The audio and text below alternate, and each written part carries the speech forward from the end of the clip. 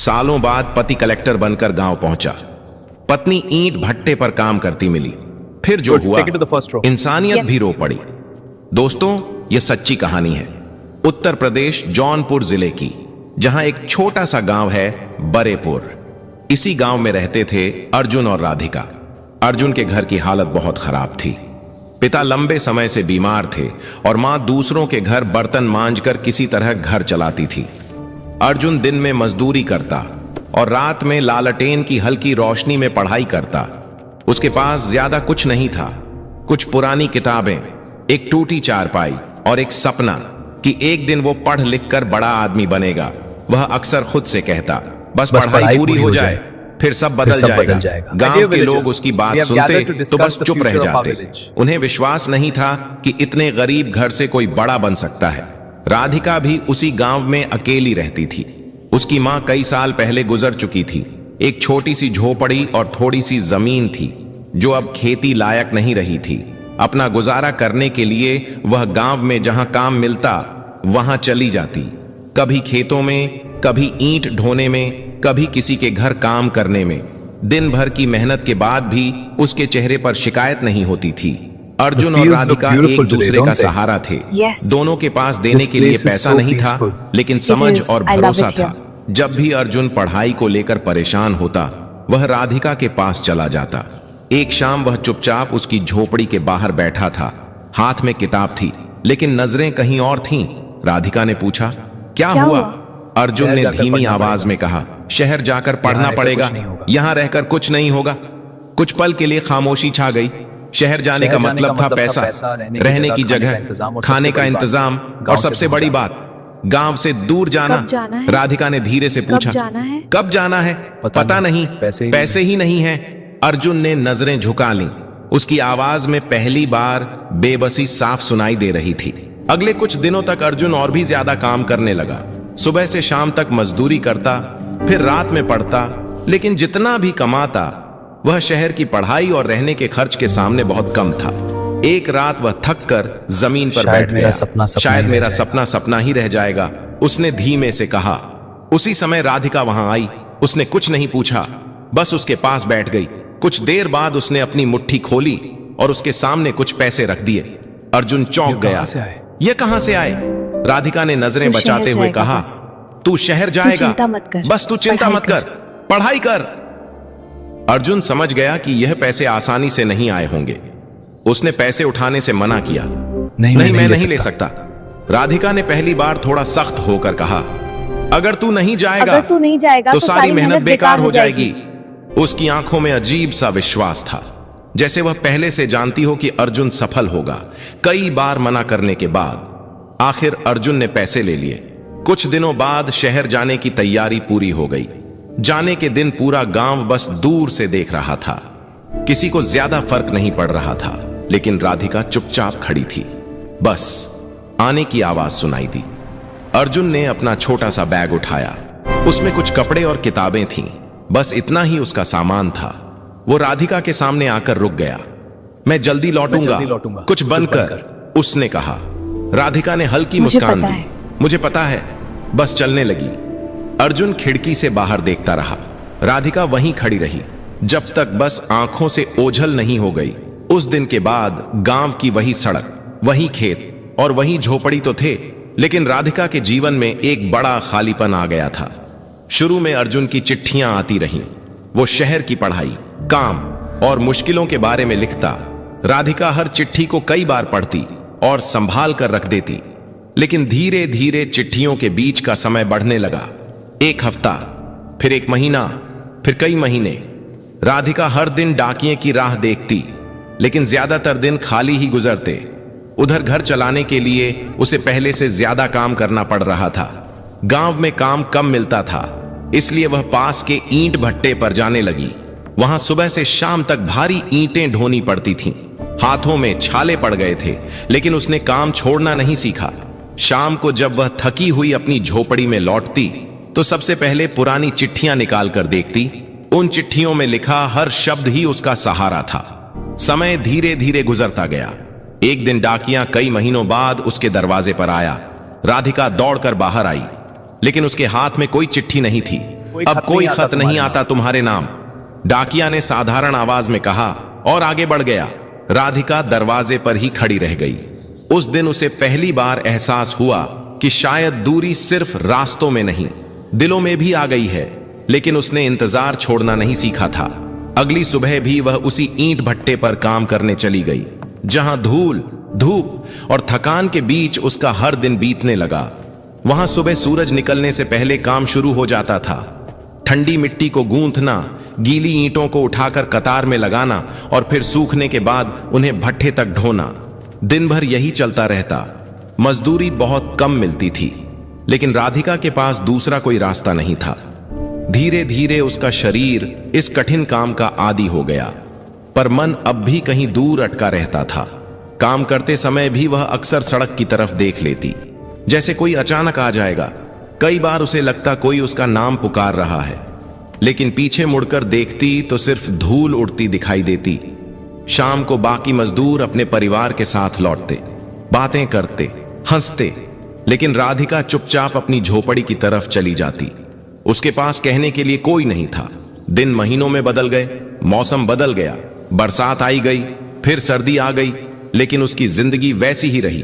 काम, थकान और इंतजार। अब उसने चिट्ठियों की उम्मीद भी लगभग छोड़ दी थी। फिर भी डाकिया गांव में आता तो उसका दिल एक बार जरूर धड़क उठता। उधर शहर में अर्जुन की जिंदगी भी आसान नहीं थी। शुरुआत में उसे रहने के लिए एक तंग कमरा मिला था, जहां 4 लोग और रहते थे। दिन में वह पढ़ाई करता और रात को छोटे मोटे काम करके खर्च निकालता। कई बार भूखा भी सोना पड़ता, लेकिन उसने हार नहीं मानी। उसे हमेशा राधिका की एक बात याद रहती, तू बस पढ़, सब ठीक हो जाएगा। धीरे धीरे उसकी मेहनत रंग लाने लगी। उसने परीक्षाएं पास करनी शुरू कर दी। लोगों ने उसे पहचानना शुरू किया। अब उसके पास पहले से बेहतर जगह थी, बेहतर कपड़े थे और भविष्य भी साफ दिखाई देने लगा था। पढ़ाई और जिम्मेदारियों के बीच वो इतना उलझ गया कि गांव की यादें पीछे छूटती चली गईं। कभी कभी उसे याद आता, लेकिन वह सोचकर चुप हो जाता कि अभी समय नहीं है। 4 साल ऐसे ही गुजर गए। एक दिन वह परिणाम आया जिसका उसे सालों से इंतजार था। अर्जुन बड़े सरकारी पद पर चयनित हो गया। उस खबर ने उसकी जिंदगी बदल दी। जिन लोगों ने कभी उसे नजरअंदाज किया था, वही लोग अब उसके आसपास खड़े थे। बधाइयां, फोन, नए लोग, सब कुछ अचानक बहुत तेजी से बदल गया। लेकिन इस खुशी के बीच एक खालीपन भी था, जिसका एहसास उसे उसी रात हुआ जब वह अकेला बैठा था। कमरे में सन्नाटा था और इतने सालों में पहली बार उसे गांव की याद साफ साफ आने लगी। उसे मिट्टी की गंध याद आई, लालटेन की रोशनी याद आई और राधिका का शांत चेहरा भी। कुछ दिनों बाद उसे पोस्टिंग का आदेश मिला। जब उसने कागज खोला तो कुछ पल के लिए वह स्थिर रह गया। उसकी नियुक्ति उसी जिले में हुई थी जहां उसका गांव था। उसका दिल तेजी से धड़कने लगा। इतने साल बाद वह फिर उसी जमीन पर लौटने वाला था जहां से उसने सफर शुरू किया था। जिले में पहुंचने के बाद सब कुछ बदल चुका था। नई सड़कें बन गई थीं, कुछ जगह पक्के घर भी दिखने लगे थे, लेकिन हवा में वही पुरानी मिट्टी की खुशबू थी। सरकारी गाड़ी में बैठकर जब वह अलग अलग इलाकों का निरीक्षण कर रहा था, तो अचानक उसे महसूस हुआ कि वह सिर्फ काम नहीं कर रहा, वो कुछ ढूंढ रहा है। कई बार वह खिड़की से बाहर देखने लगता, जैसे किसी पहचान को तलाश रहा हो। आखिर उसने अपने ड्राइवर से पूछा, यहाँ आसपास ईंट भट्टे कहाँ हैं? ड्राइवर ने तुरंत जवाब दिया, आगे 2-3 बड़े भट्टे हैं। साहब, मजदूर आगे 2-3 बड़े भट्टे हैं, मजदूर वहीं काम करते हैं। अर्जुन ने धीमी आवाज में कहा, वहीं चलो। गाड़ी कच्चे रास्ते पर मुड़ गई। दूर से धुएं के बादल दिखाई देने लगे। जैसे जैसे गाड़ी करीब आती गई, हथौड़ों की आवाज, लोगों की पुकार और ईंटों की टकराहट साफ सुनाई देने लगी। गाड़ी रुकते ही अर्जुन कुछ पल अंदर ही बैठा रहा। उसके मन में अजीब सी घबराहट थी, जैसे वह किसी ऐसे सच के सामने जाने वाला हो जिससे वह सालों से बचता रहा था। आखिर उसने दरवाजा खोला और धीरे धीरे नीचे उतरा। उसकी नजर मजदूरों की भीड़ पर घूमने लगी और उसी भीड़ के बीच एक चेहरा ऐसा था जिसे देखते ही उसका दिल धड़कना भूल गया। वह राधिका थी। सिर पर ईंटों का बोझ, पैरों में धूल, हाथों में गहरे पड़े छाले, लेकिन चेहरा वही था जिसे वह कभी भूल नहीं पाया था। वो धीरे धीरे चल रही थी, जैसे हर कदम बहुत भारी हो। अर्जुन कुछ पल तक वहीं खड़ा रह गया। उसे समझ नहीं आ रहा था कि वह सच देख रहा है या कोई सपना। राधिका ने अभी तक उसे नहीं देखा था। वह ईंटों का ढेर रखकर वापस मुड़ी और फिर अगला बोझ उठाने लगी। अर्जुन के गले में जैसे शब्द अटक गए। 4 साल पहले जिस लड़की ने उसे आगे बढ़ने के लिए सब कुछ दे दिया था, आज वही इतनी कठिन हालत में खड़ी थी और वह इतने समय तक उससे दूर रहा। आखिर उसने धीमी आवाज में पुकारा, सरिता। राधिका। आवाज बहुत हल्की थी, लेकिन फिर भी राधिका रुक गई। उसने धीरे धीरे मुड़कर देखा। पहले तो वह पहचान नहीं पाई। सामने साफ कपड़ों में खड़ा मजबूत चेहरा, सरकारी गाड़ी के पास खड़ा आदमी। उसे समझ नहीं आया कि यह कौन है, लेकिन अगले ही पल उसकी आंखें फैल गईं। अर्जुन! उसके होंठ कांप उठे। दोनों कुछ देर तक बस एक दूसरे को देखते रहे। आसपास की आवाजें जैसे दूर चली गईं। भट्टे का शोर, लोगों की बातचीत, सब कुछ धुंधला पड़ गया। अर्जुन आगे बढ़ा, लेकिन कदम भारी थे। उसके पास शब्द नहीं थे। वह सिर्फ इतना कह पाया, तू यहां। राधिका ने हल्की सी मुस्कान लाने की कोशिश की, लेकिन वह मुस्कान थकान में खो गई। काम करती हूं, उसने साधारण आवाज में कहा, जैसे इसमें कुछ खास नहीं हो। अर्जुन की नजर उसके हाथों पर गई। उंगलियां फटी हुई थीं, हथेलियां खड़ी हो चुकी थीं। उसे याद आया, वही हाथ कभी उसे पानी देते थे, चिट्ठियां पकड़ते थे। आज वही हाथ ईंटों का बोझ उठा रहे थे। उसके भीतर पछतावे की लहर उठी। तूने बताया क्यों नहीं? उसने धीमे से पूछा। राधिका ने नजरें झुका ली। क्या बताती? तू अपने काम में लगा था। अच्छा ही है। उसकी आवाज में शिकायत नहीं थी, लेकिन दूरी साफ महसूस हो रही थी। कुछ मजदूर अब उन्हें देखने लगे थे। कोई समझ नहीं पा रहा था कि एक बड़ा अफसर एक मजदूर से क्यों बात कर रहा है। अर्जुन को यह सब अच्छा नहीं लगा। चल थोड़ी देर उसने तुरंत कहा, चल थोड़ी देर बैठते हैं। राधिका हिचकिचाई। काम है। मालिक ने देख लिया तो? अगर मालिक ने देख लिया तो मैं बात कर लूंगा। अर्जुन ने पहली बार ठोस आवाज में कहा। वह उसे भट्टे से थोड़ी दूर पेड़ के नीचे ले आया। वहां हल्की छाया थी। राधिका बैठ गई, लेकिन उसके हाथ अब भी मिट्टी से भरे थे। अर्जुन उसके सामने खड़ा रहा, जैसे बैठने की हिम्मत नहीं हो रही हो। कुछ पल की चुप्पी के बाद उसने पूछा, तू ठीक है? हाँ। राधिका ने सिर हिलाया। हाँ। ये हाँ बहुत छोटा था, लेकिन उसके पीछे कितनी थकान छिपी थी, यह साफ दिख रहा था। अर्जुन के मन में सवाल उमड़ रहे थे। क्या वह अकेली है? कैसे जी रही है? क्या उसने कभी उसे याद किया? लेकिन वह कुछ पूछ नहीं पा रहा था। उसे लग रहा था कि पूछने का हक उसने खो दिया है। आखिर उसने धीरे से कहा, मैं वापस आ गया हूं। यही पोस्टिंग हुई है। राधिका ने पहली बार उसकी तरफ ठीक से देखा।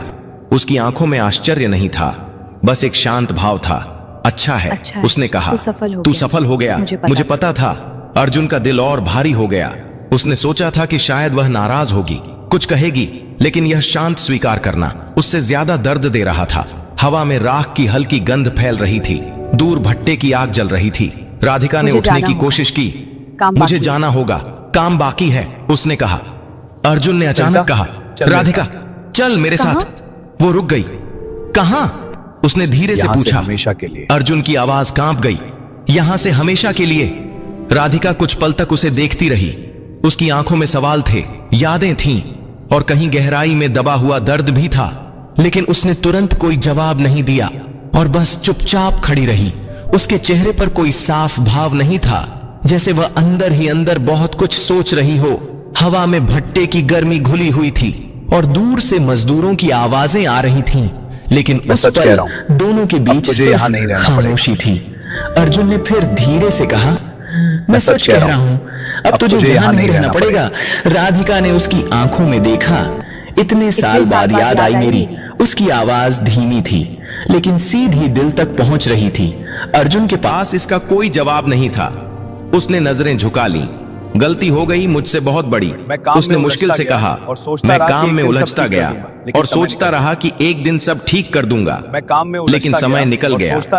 राधिका ने गहरी सांस ली। समय ही तो सबसे बड़ी चीज होता है अर्जुन, जो चला जाए वह वापस नहीं आता। यह सुनकर अर्जुन की आंखें भर आईं। उसे पहली बार समझ आया कि उसकी सफलता की कीमत किसी और ने चुकाई है। मैंने तुझे कभी कुछ पल बाद राधिका ने धीरे से कहा, मैंने तुझे कभी रोका नहीं, क्योंकि मुझे पता था तू कुछ बन जाएगा। बस इतना सोचा था कि तू लौटेगा। बस इतना सोचा था कि अर्जुन तू ने तुरंत लौटेगा। कहा, मैं लौट आया हूं और इस बार कहीं नहीं जाऊंगा। उसकी आवाज में सच्चाई थी, लेकिन राधिका के चेहरे पर अभी भी संकोच था। इतने सालों की दूरी एक पल में खत्म नहीं हो सकती थी। उसी समय भट्टे का मुंशी वहां आ गया। उसने राधिका को बैठे देखा तो तेज आवाज में बोला, यहाँ क्या कर रही हो? काम छोड़कर बैठी हो? अर्जुन ने उसकी तरफ देखा। इनसे ऐसे बात मत करो, उसने शांत लेकिन सख्त आवाज में कहा। मुंशी पहले तो चौंका, आप कौन होते हैं बीच में बोलने वाले? आप कौन होते हैं बीच में बोलने वाले? अर्जुन ने अपनी जेब से पहचान पत्र निकाला और उसके सामने कर दिया। मुंशी का चेहरा तुरंत बदल गया। वो हड़बड़ा गया और धीरे से बोला, साहब मुझे पता नहीं था। अर्जुन ने बिना गुस्सा किए कहा, यहाँ काम नहीं करेंगे। आज से यह यहां काम नहीं करेंगी। मुंशी कुछ बोल नहीं पाया, उसने बस सिर झुका लिया।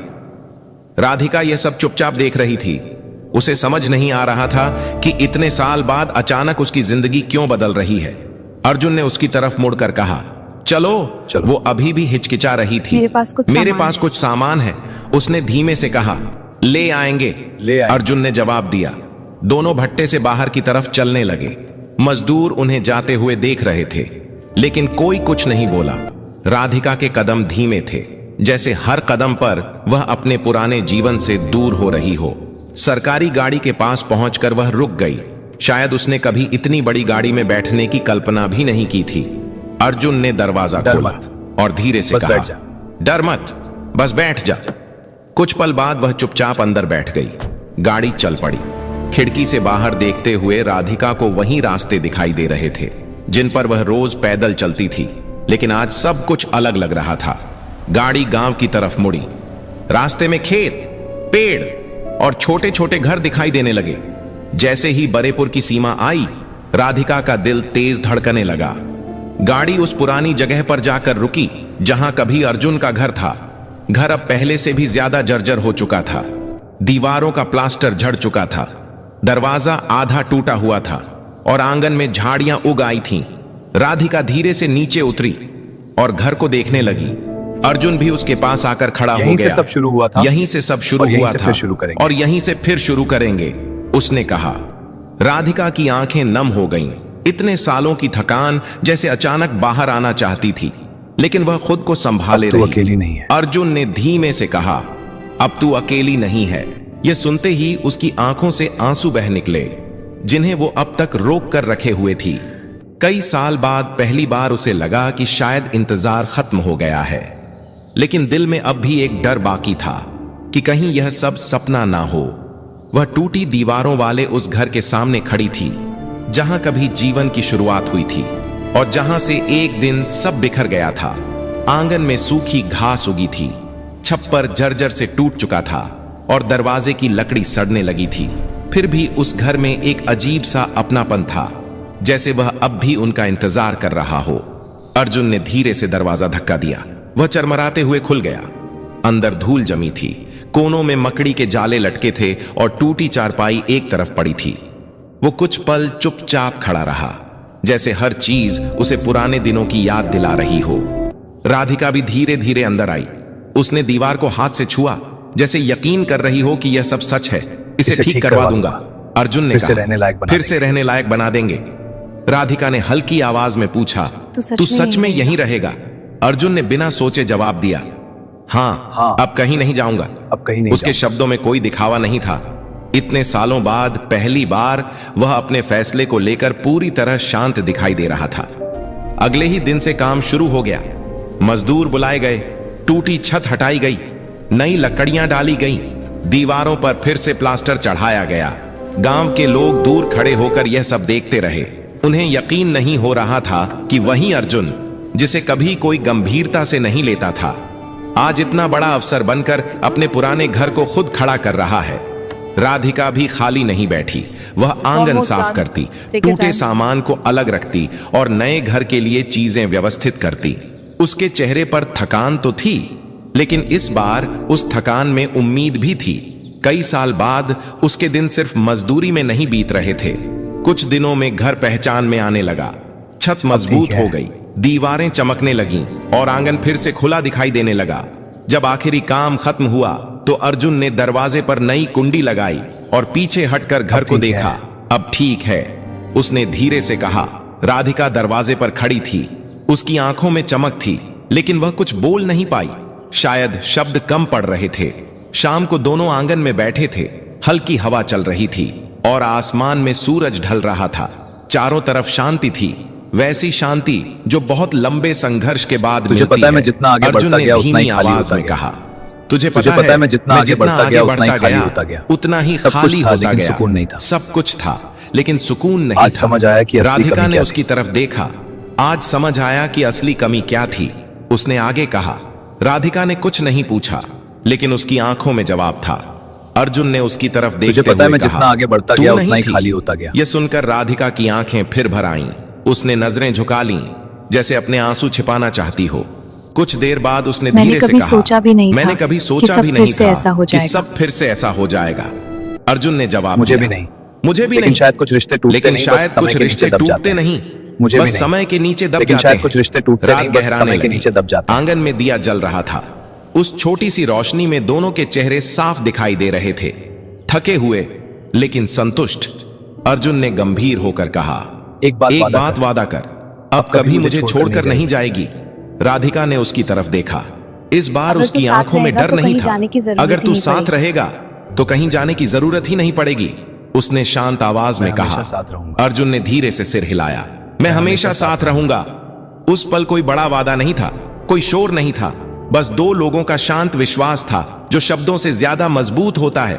दिन बीतने लगे, घर में चूल्हा जलने लगा, आंगन में सफाई रहने लगी और लंबे समय बाद उस घर में जीवन की आवाजें लौट आईं। अब राधिका को सुबह ईंट भट्टे नहीं जाना पड़ता था। वह घर संभालती, पौधे लगाती और कभी कभी बस आंगन में बैठकर आसमान देखती, बिना किसी चिंता के। अर्जुन अपने काम पर जाता, लेकिन शाम को सीधे घर लौट आता। अब उसकी सबसे बड़ी खुशी यही थी कि कोई उसका इंतजार कर रहा है। एक शाम दोनों आंगन में बैठे थे, आसमान में तारे निकल आए थे। राधिका ने धीरे से कहा, इतने साल मैंने इंतजार किया, लेकिन आज लगता है कि सब व्यर्थ नहीं था। अर्जुन ने उसकी तरफ देखा। नहीं, क्योंकि तेरे इंतजार ने ही मुझे यहां तक पहुंचाया। दोनों चुप हो गए। उस खामोशी में कोई बोझ नहीं था, बस सुकून था। समय ने बहुत कुछ बदल दिया था, हालात, जिंदगी, रास्ते, लेकिन एक चीज नहीं बदली थी और वह था उनका साथ। और शायद जिंदगी की सबसे बड़ी जीत यही होती है, जब इंसान सब कुछ खोकर भी अपने सबसे जरूरी रिश्ते को वापस पाए। दोस्तों, इस कहानी की सीख यह है कि सच्चा साथ और सच्चा त्याग कभी व्यर्थ नहीं जाता।